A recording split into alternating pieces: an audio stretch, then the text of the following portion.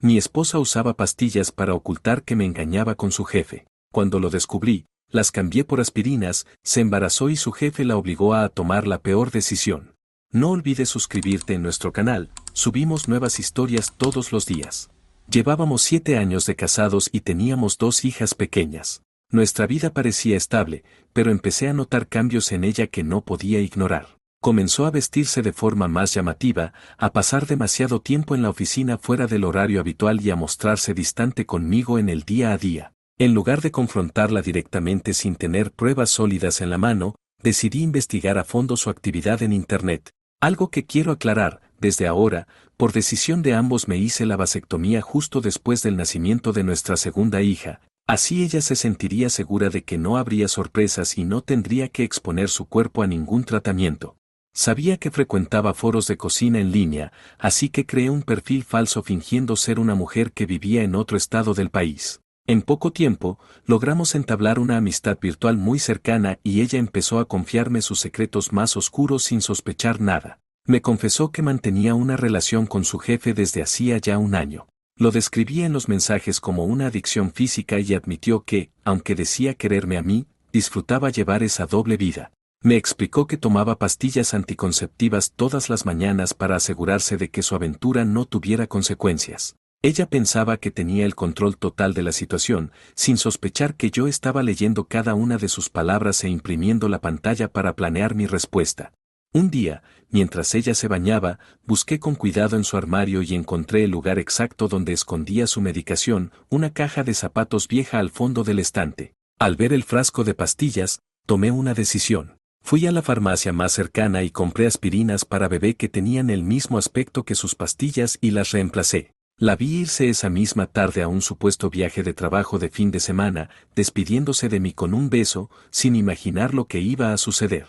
Los días siguientes al cambio de las pastillas fueron los más difíciles de mi vida. Tenía que actuar como si nada pasara en la casa, hablar por FaceTime con ella y jugar con nuestras hijas pequeñas mientras por dentro sentía una mezcla insoportable de asco y rabia. Ella regresó de su viaje de negocios actuando de forma muy cariñosa, probablemente para compensar la culpa o para mantener la fachada de que todo estaba bien entre nosotros. A través de mi perfil falso seguí manteniendo el contacto diario con ella. Necesitaba saber con precisión qué pasaba en esos viajes. Ella no tardó en contarme todos los detalles íntimos de lo que hacía con su jefe en los hoteles. Me enviaba mensajes diciendo lo liberada que se sentía y cómo disfrutaba de esos encuentros en hoteles de lujo mientras yo me quedaba en casa cuidando a las niñas y encargándome de todas las responsabilidades pesadas del hogar. Leer eso me confirmaba que ya no había vuelta atrás en nuestro matrimonio. El respeto se había perdido por completo de su parte.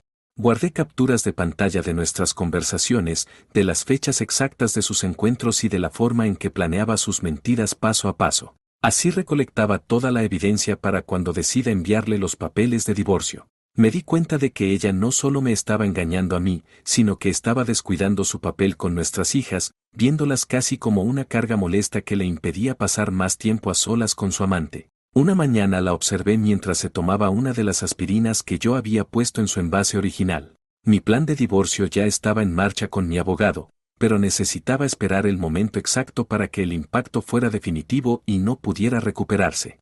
Pasaron las semanas y la dinámica en casa se volvió cada vez más tensa y asfixiante. Ella empezó a mostrarse irritable por cualquier cosa, quejándose de que nuestras hijas demandaban demasiada atención y de que yo no hacía lo suficiente por ayudar en las labores, a pesar de que yo me encargaba de casi todo el funcionamiento del hogar mientras ella se perdía por horas en su teléfono. A través del perfil falso, me confesó que estaba empezando a sentirse sumamente agobiada por tener que fingir que su matrimonio le importaba cuando su mente estaba puesta únicamente en su próxima cita apasionada con su jefe.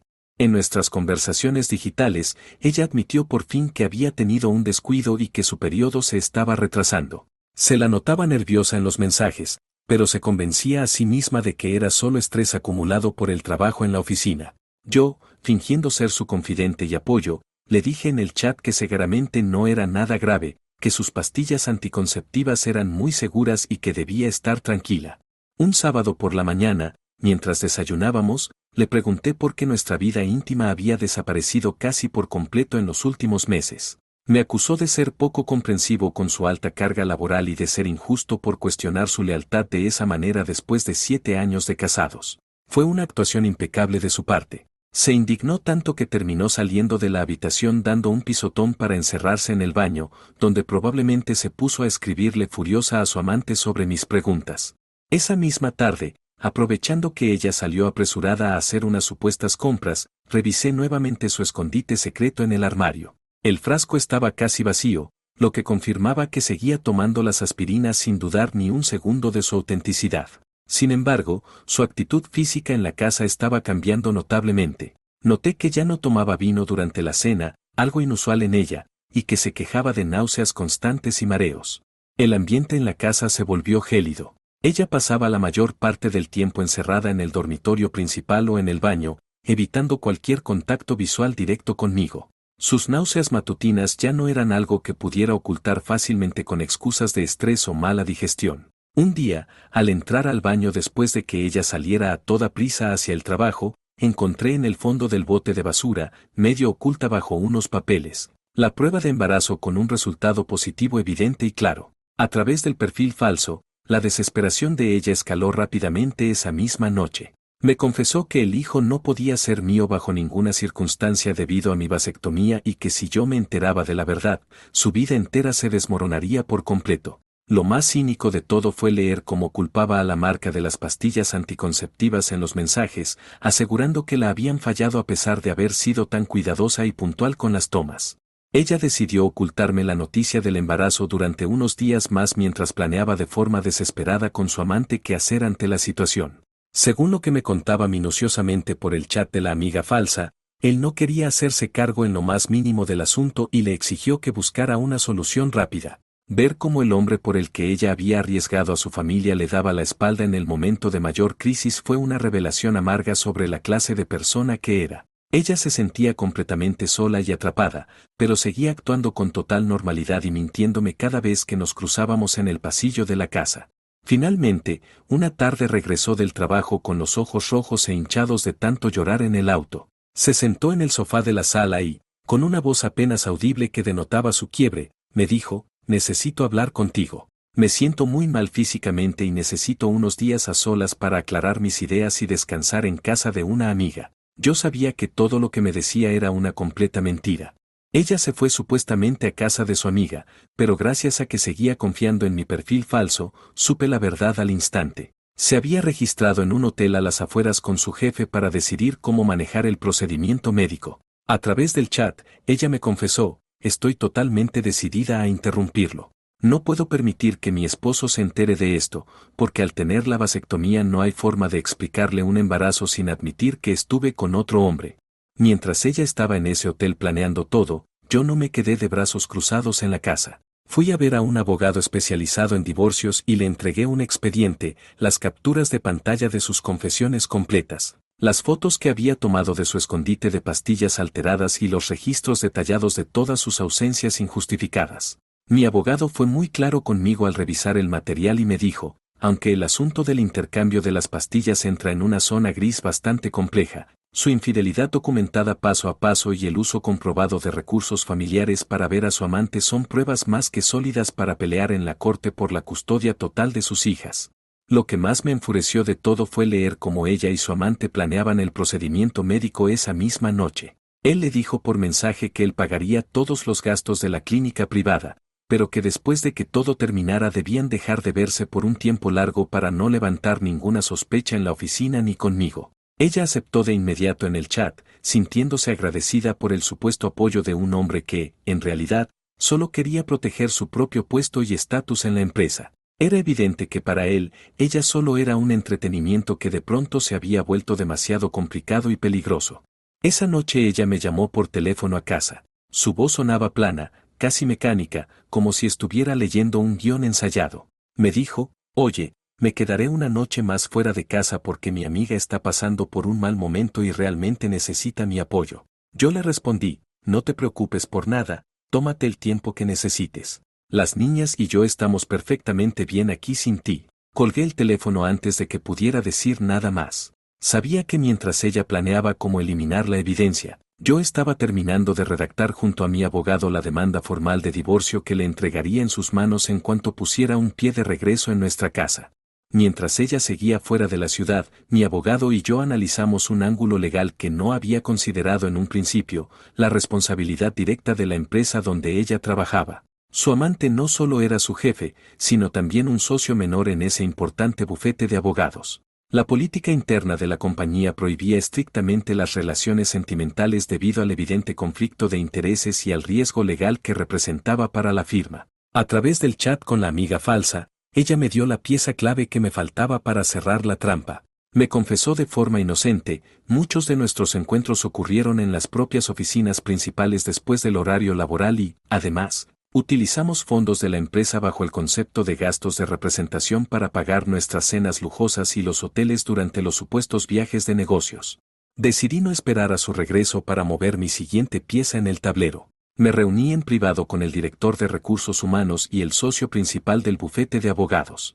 Les presenté un expediente sumamente detallado sobre la mesa. No incluí el asunto privado de las pastillas, ya que eso era un tema personal, pero les mostré las pruebas contundentes del uso indebido de los fondos de la firma y la evidencia irrefutable del romance en las instalaciones del lugar de trabajo. El pánico en sus rostros fue inmediato y notorio. Sabían perfectamente que si yo decidía demandar a la firma por permitir un ambiente de trabajo hostil, negligencia grave en la supervisión de sus socios y desvío de dinero, el escándalo público sería monumental y arruinaría la reputación del bufete. El socio principal se acomodó la corbata y me dijo con voz preocupada: por favor, denos 24 horas para consultar esto con nuestro equipo legal y tomar una determinación. Yo les dejé muy claro antes de levantarme que mi silencio tenía un precio muy alto y que, además, no permitiría bajo ninguna circunstancia que ella siguiera trabajando en ese lugar. Quería dejarla sin el apoyo económico de su amante y sin su propio sueldo antes de iniciar el proceso de divorcio en la corte.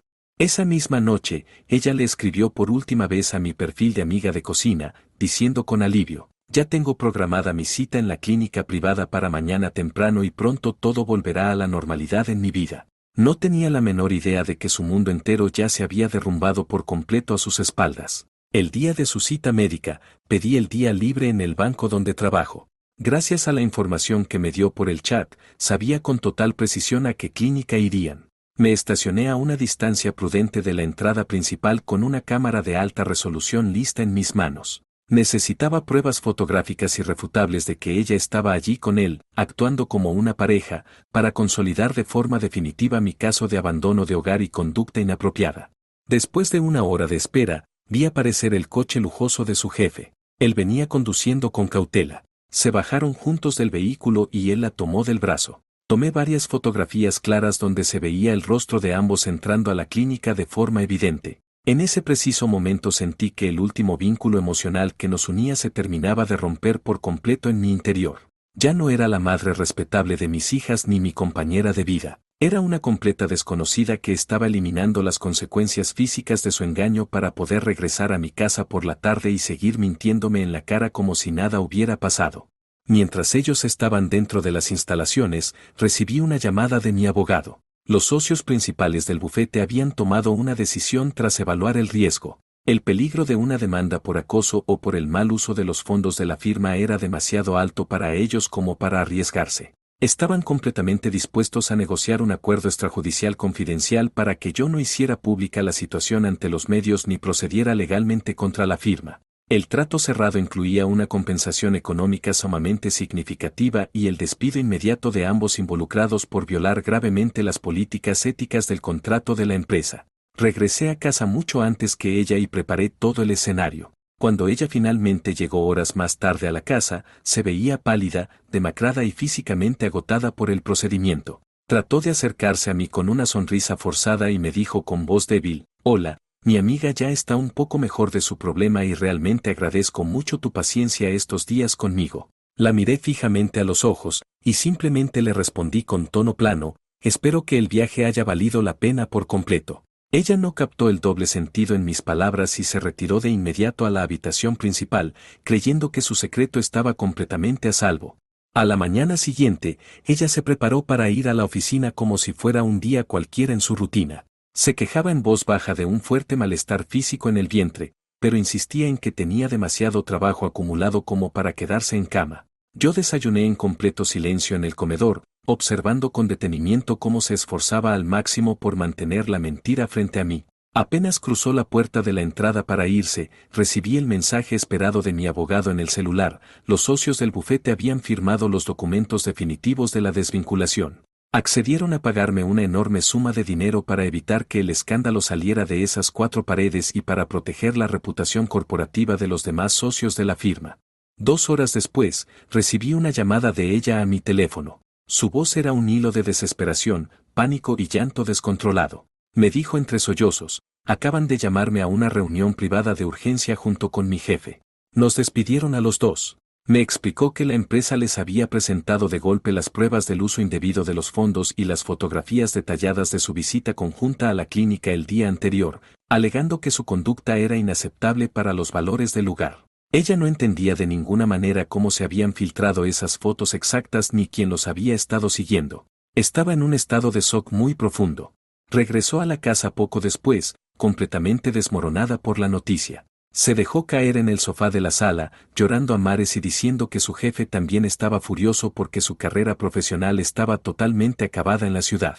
Me contó que él la culpaba a ella por haber sido descuidada con la información y en ese momento de crisis, el romance apasionado que ella describía con emoción en los chats de cocina se convirtió en una guerra violenta de reproches mutuos. Ella se sentía profundamente traicionada por el hombre que le había prometido apoyo incondicional, sin darse cuenta de que la verdadera tormenta apenas estaba comenzando en su propia sala. Yo la miré desde el otro lado de la habitación sin mostrar una sola pizca de compasión. Le pregunté con total calma: ¿por qué estás tan afectada y lloras tanto por el despido de tu jefe? Ella intentó balbucear una excusa rápida sobre la injusticia laboral, pero fue entonces cuando saqué la caja de zapatos vieja del armario y la puse sobre la mesa de centro frente a ella con un golpe seco.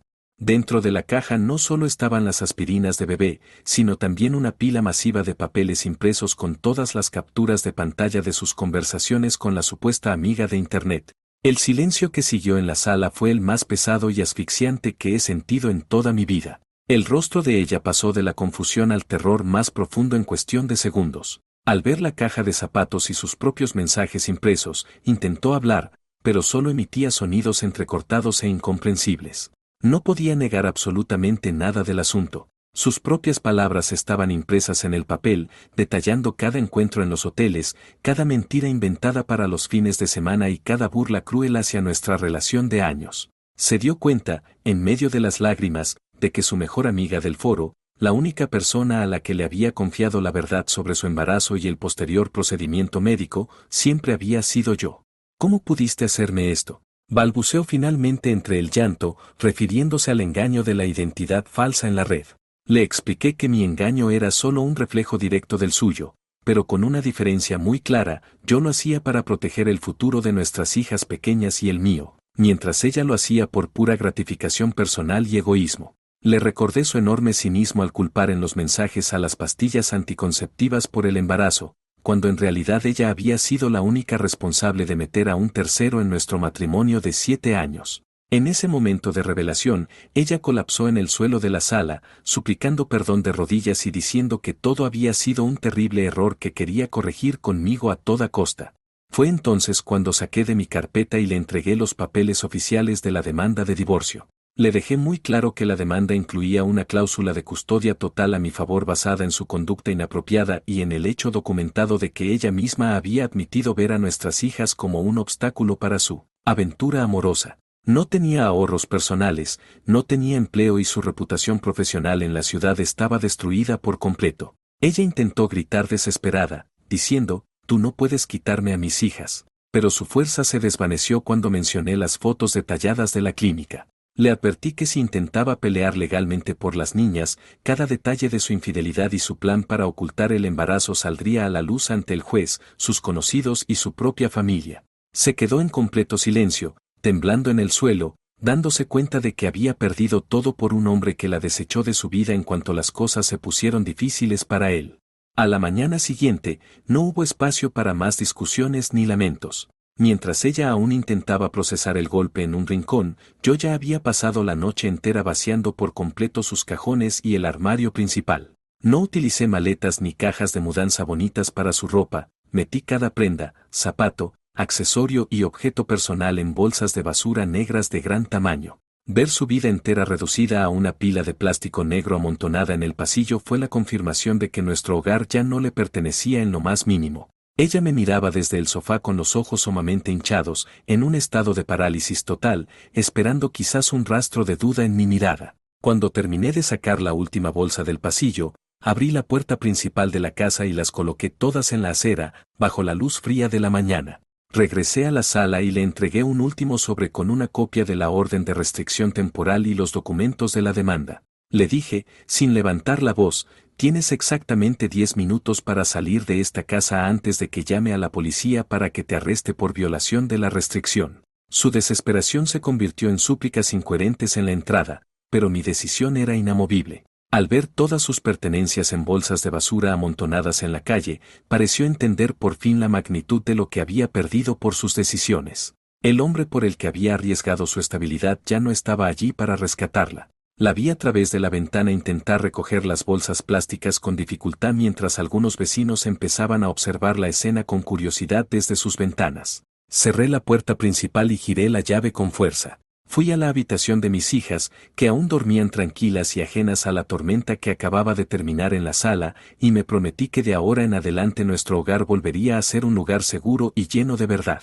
El dinero del acuerdo con el bufete aseguraba por completo el futuro de las niñas y mi plan de alejarnos definitivamente de esa ciudad ya estaba en marcha. Ella terminó en la puerta de la casa de sus padres esa misma tarde, sin un lugar a donde ir y con sus pertenencias metidas en bolsas de basura negras. Llegó completamente destrozada, llorando y suplicando por un poco de refugio, pero el recibimiento que obtuvo no fue para nada el que esperaba en medio de su desesperación. Sus padres, a quienes ya les había contado todo lo que pasó, la recibieron en la entrada con una mezcla de profunda pena y humillación. No hubo abrazos de consuelo, ni palabras de apoyo, solo un silencio acusador y cortante mientras la dejaban entrar de mala gana a su antigua habitación, tratándola más como una vergüenza familiar que como a una hija. Sin embargo, lo peor ocurrió después. Ellos me contaron que tuvieron que llevarla al hospital de emergencia. El procedimiento que se había realizado en esa clínica privada comenzó a presentar complicaciones de extrema gravedad en su cuerpo. Esa misma noche, su estado de salud se deterioró con una rapidez espantosa. Lo que ella pensó estúpidamente que sería una recuperación sencilla de unas pocas horas se convirtió en una infección uterina severa debido a una evidente mala práctica médica por parte de los encargados del lugar. Los dolores en el vientre se volvieron completamente insoportables para ella y la fiebre alta no cedía con ningún medicamento, dejando en evidencia ante toda su familia que algo había salido muy mal durante la intervención quirúrgica. Sus padres, asustados por su estado, tuvieron que llevarla de urgencia a la sala de emergencias del hospital local. Allí, tras hacerle los primeros estudios de laboratorio, los médicos de turno confirmaron de inmediato que el daño interno era considerable y que su estado de salud general era crítico. Estaba muy mal físicamente, débil y enfrentando en carne propia las secuelas de una decisión terrible tomada en medio de la desesperación por ocultar su infidelidad hacia mí. Pronto, la situación médica se volvió aún más trágica. En el hospital, los especialistas descubrieron que la infección bacteriana era tan agresiva que la salud de ella colapsó por completo, comprometiendo sus órganos principales. Mientras ella luchaba por mantenerse con vida en terapia, salió a la luz pública el verdadero nivel de maldad de su amante. Resulta que él la llevó a esa clínica clandestina específica porque tenía conexiones personales y de negocios allí, sabiendo perfectamente que el personal no haría preguntas molestas ni dejaría un registro oficial de la operación. Antes de dejarla entrar al quirófano, el hombre la obligó a firmar unos documentos legales muy específicos que él mismo había redactado en su oficina. En esos papeles oficiales, ella declaraba explícitamente que él no tenía ninguna responsabilidad legal, civil ni penal por lo que pudiera pasarle en la camilla y que ella asumía todos los riesgos médicos por su cuenta. Él no quería protegerla a ella en ningún momento, estaba usando de forma fría todos sus conocimientos de abogado para protegerse a sí mismo ante la ley, sabiendo perfectamente que el procedimiento era peligroso e insalubre. Sus padres, al leer esos documentos legales en el hospital, sintieron una mezcla de asco y dolor profundo. Se dieron cuenta de que su hija no solo había sido infiel de la peor manera, sino que había sido manipulada y utilizada por un hombre poderoso que solo la veía como un problema molesto que debía ser eliminado de su entorno lo antes posible. La humillación para ella en la cama del hospital fue total, estar postrada, con daños físicos severos que la dejarían marcada para siempre en caso de sobrevivir, sabiendo que el hombre por el que destruyó su hogar de 7 años y abandonó a sus propias hijas la había tratado como simple basura desechable. Incluso en su estado crítico de salud, el amante tuvo el descaro y el cinismo de enviar a un tercero al hospital para asegurarse de que ella no hablara con la policía ni lo mencionara si las autoridades venían a investigar. Sin embargo, el daño ya estaba hecho y no había forma de ocultarlo. Ella se quedó sin salud, sin la posibilidad de volver a ser madre en el futuro y con la enorme carga mental de haber firmado su propia sentencia de muerte solo para intentar salvar la relación con un hombre que la abandonó en el momento exacto en que dejó de serle útil. Lo que comenzó como una crisis de salud en el hospital terminó en una tragedia total. A pesar de los esfuerzos desesperados de los médicos especialistas, la infección bacteriana causada por el procedimiento mal realizado en la clínica clandestina fue completamente irreversible. Sus órganos vitales comenzaron a fallar uno tras otro debido al choque séptico y, apenas 3 días después de haber sido ingresada de urgencia, ella falleció en la cama del hospital.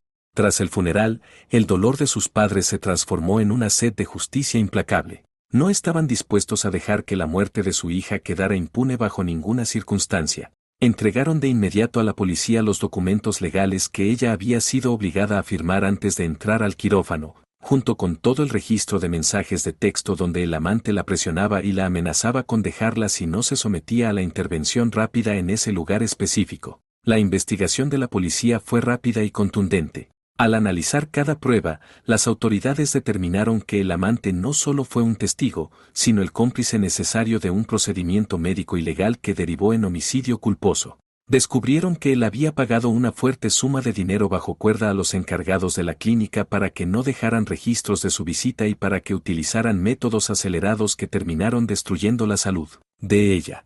La policía localizó al amante en un motel de paso a las afueras de la ciudad, donde intentaba ocultarse de las autoridades mientras planeaba su huida. Fue arrestado frente a las cámaras de los medios, perdiendo en ese mismo instante lo último que le quedaba de su reputación. Hoy se encuentra en prisión preventiva en una cárcel de máxima seguridad, enfrentando cargos graves por complicidad en homicidio y ejercicio ilegal de la medicina al haber coaccionado a una persona para un acto médico de alto riesgo. Yo recibí la noticia de su fallecimiento y del posterior arresto mientras terminaba de organizar las cajas de la mudanza con mis 2 hijas hacia un nuevo estado. No puedo negar que me sentí triste porque, al fin de cuentas, era la mujer que había amado por muchos años. Con su fallecimiento, el proceso de divorcio se detuvo automáticamente en los tribunales. Legalmente, mi estado civil cambió a viudo, lo que me convirtió en el dueño legítimo de nuestra casa y de todos los bienes que compartíamos. Además de conservar la gran cantidad de dinero del acuerdo confidencial firmado con el bufete de abogados. Mis hijas y yo nos quedamos en nuestro hogar, limpiando las sombras del pasado y empezando de cero con una seguridad económica que ella, en su ambición, nunca pudo imaginar. Mientras tanto, el destino del amante en prisión se convirtió en un verdadero infierno. La noticia de su crimen corrió como pólvora entre los pabellones internos. En la cárcel, los presos tienen sus propios códigos estrictos y lo que él hizo, obligar a una mujer a un procedimiento ilegal y peligroso que terminó en su muerte solo para salvar su propio pellejo y estatus profesional, es visto por la población reclusa como el acto más bajo, cobarde y ruin posible. No toleran a quienes abusan de su posición de poder para dañar a una mujer de esa manera. Desde la primera semana, su vida detrás de las rejas se transformó en una pesadilla de humillación. Los presos de su pabellón lo han convertido en su sirviente personal, obligándolo a realizar las tareas más degradantes de la celda y tratándolo literalmente como a un perro. Yo sigo adelante con el cuidado de mis hijas en nuestro nuevo entorno. A veces me preguntan con inocencia por su madre y yo simplemente les hablo de los buenos momentos que tuvimos hace años, protegiéndolas por completo de la oscura verdad que terminó con ella. El amante está exactamente donde merece estar, sufriendo una condena interna que va mucho más allá de lo que dictaminó el juez. A pesar de que la paz había regresado a la casa, una duda me perseguía de forma constante. Las confesiones detalladas que ella había hecho en los chats sobre su alta capacidad para mentir, actuar y ocultar cosas durante tanto tiempo, sembraron en mí una semilla de desconfianza que no me dejaba dormir por las noches. Un viejo amigo, conocedor de toda la situación familiar, me sugirió algo que yo mismo había evitado por miedo: hacer una prueba de ADN a mis dos hijas. Necesitaba saber con certeza si nuestra conexión era biológica o si mi vida entera había sido una mentira. Los días de espera fueron una tortura. Miraba a mis hijas jugar en el jardín y buscaba desesperadamente mis propios rasgos en sus rostros, preguntándome si el hombre que las amaba era realmente su padre biológico. Finalmente, el sobresellado llegó a mis manos. Al abrirlo, me volvió el alma al cuerpo. Los resultados del laboratorio confirmaron una compatibilidad del 100% en ambas niñas. Eran totalmente mías. A pesar de todo su engaño posterior, ellas nacieron de un tiempo en el que todavía había algo real y honesto entre nosotros. Esa fue la pieza final de todo el rompecabezas. No quedaba nada pendiente por resolver. Ella ya no estaba, el amante se hundía en la miseria de la prisión y yo tenía la verdad de mi lado para guiar a mis hijas. Si te gustó la historia, regálanos un me gusta y suscríbete al canal para no perderte ninguna de nuestras historias.